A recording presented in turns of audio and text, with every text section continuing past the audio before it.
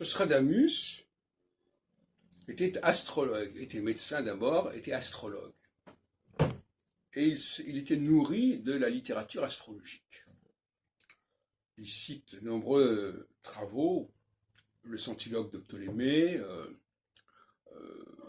Albumazar, et puis il était au courant, enfin bon, et toutes sortes d'auteurs également, et il pratiquait une astrologie traditionnelle. Et comment se fait-il que on le connaisse comme prophète?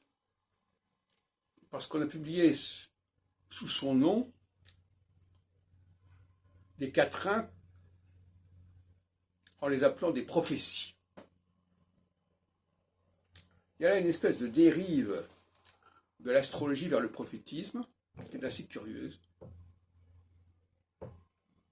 Et il est vrai que lorsqu'on lit les prophéties de Nostradamus, malgré les efforts de quelqu'un comme Michel Chomara ou de Brindamour, qui ont montré certains éléments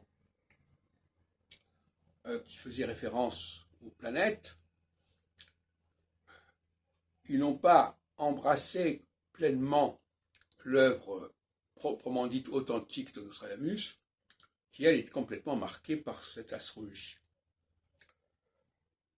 Mais pour cela, il fallait avoir connaissance des almanachs, des pronostications annuelles, et il fallait aussi avoir connaissance éventuellement du recueil des présages prosaïques.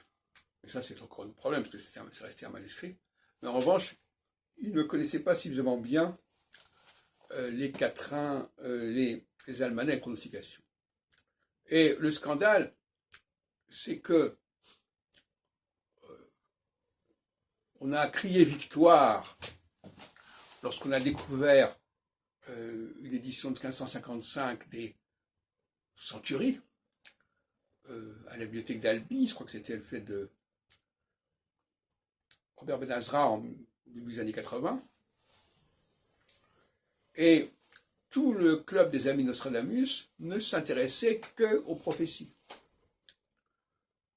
Et même Brindamour aussi. Et le fait de découvrir des pronostications et des almanachs authentiques était considéré comme tout à fait secondaire.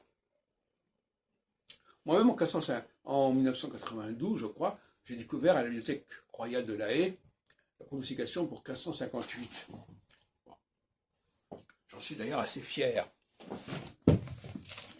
Elle est d'ailleurs reproduite par Chevignard.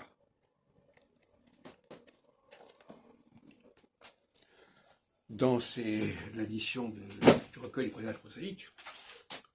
Donc voyez-vous, cette espèce de bizarrerie du nostradamisme contemporain à se polariser sur les éditions, les fausses éditions antidatées des prophéties, à les rechercher à tout prix dans les bibliothèques, à Vienne, en Autriche, etc., et à avoir une connaissance extrêmement pauvre de la production annuelle de Nostradamus.